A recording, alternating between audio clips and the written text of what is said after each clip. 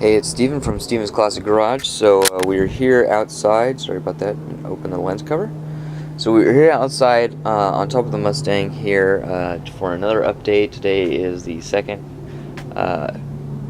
June 2nd. So June 2nd, 2019. So we have another update here of the Mustang trunk lid.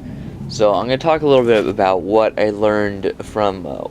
We have a neighbor down here that actually is a manager at a body shop. I believe he doesn't do any of the work as far as doing body work or painting or anything like that, but he's around it all day long, and he's done a little bit of it, but not for the body shop itself.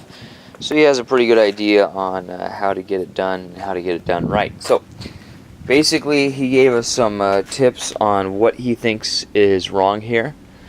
And a lot of it opened up a lot of good points that we did try and did turn out to be true. So let's go ahead and take a look here. So basically there's a reason why it is outside, and I will describe that as well. So as you can see, this paint job just sparkles. I can't really tell if you could see this because it's so bright I can't really see anything on the little screen here. So basically what happened is he went in here and he was touching it, and you noticed that you could actually kind of press your fingerprint in it. So what it actually is it's still extremely soft, even though I painted it about a week ago. If you look at my history, my upload history, I painted it about a week ago as far as the top, and I waited like a few days. And then I flipped it over, did the trunk, waited another 2 days, then flipped it back over. So it's been at least a week since I painted it. Somebody's walking here, so I don't want to disturb him. So I'm going to go over here. So basically, what I want to do is he suggests to leave it out in indirect sunlight to cure the rest of the panel. So basically, that's what I'm going to do. I'm going to leave it out in indirect sunlight. As you can see, I put a rag over top of it, so basically the sun's hitting the rag, and then the material can flash off back through the rag. So that's basically what I'm doing here. So now this panel is decently hot, but yet it's not staying in direct sunlight. So I might do this, or I might have it out of the way to allow air just to go over it, to kind of run over top and pick up the acetone and let it go. So there's a few things that he said that I agree with to minimize this, one of which is we could leave it inside, let it sit for longer if I'm dumping a lot of material on it.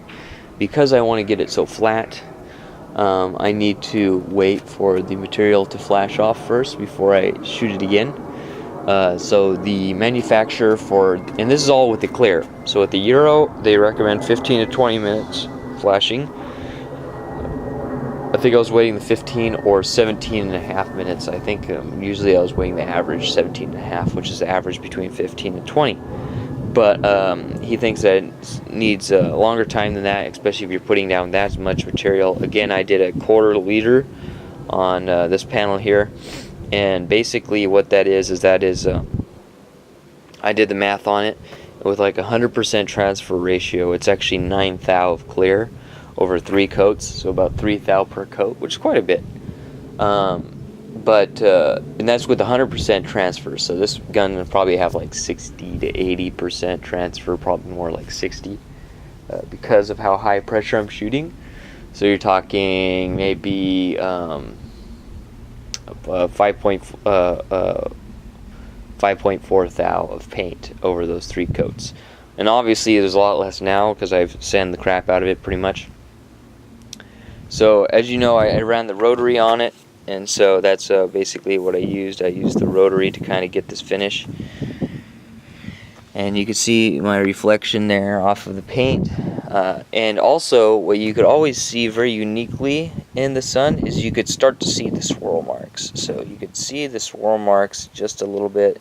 If you look at the sun or anything like that, that's where you see all the imperfections, is when you look at the sun. When you look at the sun brings out those reflections. You cannot see those under shop light. You can only see that once you get outside.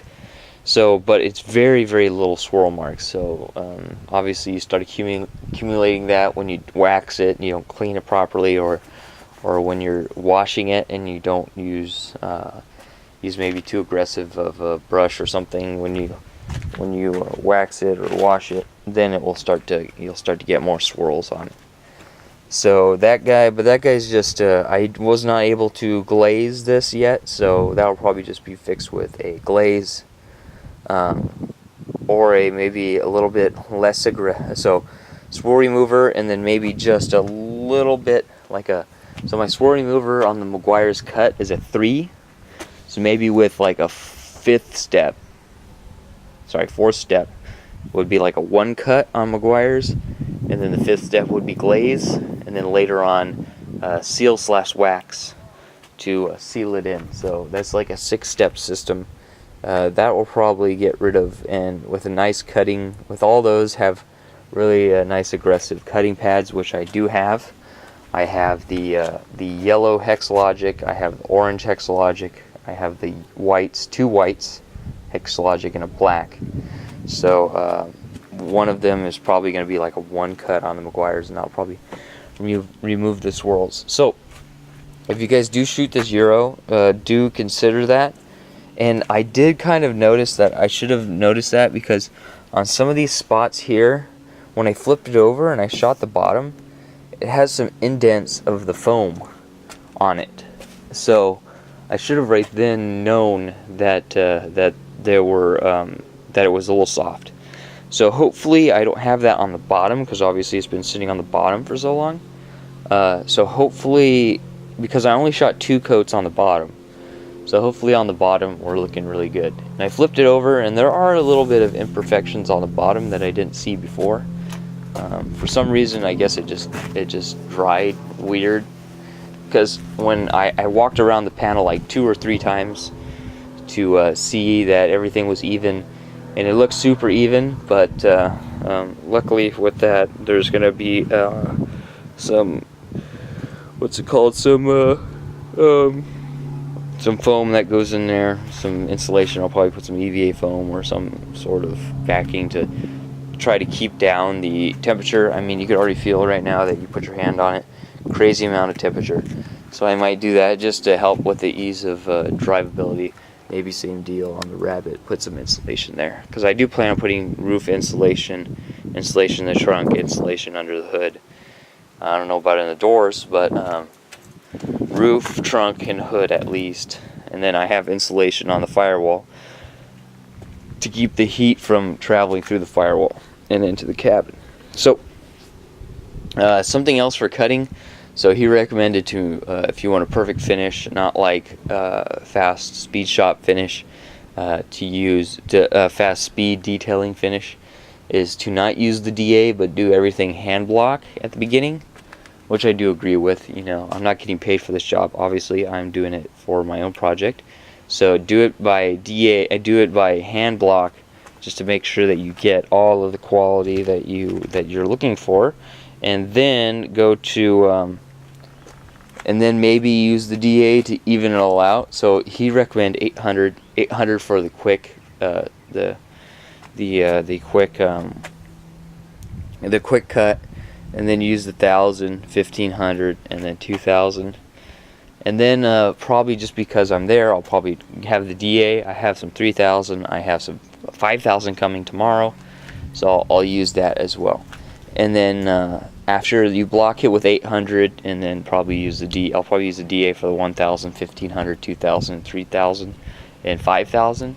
Then use the rubbing compound, and use the more aggressive, not just the finish, Perfect It. So Perfect It, I do agree, it does seem like more like a for slight imperfections, not for heavy cuts. So that's probably what I'm going to use. I'm going to use my old compound, the one with the really aggressive kind of yellowish tint to it, and it's got way more aggressive compounds in it. And then also use the polish, the more aggressive polish, which is the silver polish. I think the silver polish for the Perfect It and for the original are very, very similar, but we're going to use it anyways. And then he recommended the rotary, which is what we did We did do the rotary with the wool pad, but we do have a rotary, we do have a wool pad coming for the DA today. So I'm thinking that that's what we'll use. So he recommended just leave it outside for a little while to let it flash off, to harden up, and then hit it with 800 and 1000 to get rid of those bumpy waves I showed you guys. And you can see the waves if you look at, like, let's see if I could get it, the reflection of the car. So there, if you see like the reflection of my van, squat down a little bit, the reflection of my van there, you could see that it's kind of, I can't really tell if you could see it on this camera, so I'm just going to move back and forth and hope you can see it. But yeah, you can see that the lines on the car are moving, so hopefully if I hit it with 800 and then do that, 1000, whatever, finish it, then it'll look good. But I'll probably end up respraying anyways, because I'm probably going to wear through, because there's so little left. So then do 600, paint it, and then do 800, 1000, 1500, 2000, DA, 3000, etc., etc., 5000, and then do all my compounds. And then eventually, within a month or so, do a sealant. Alright, so this is it. We'll leave it out here and we'll hit it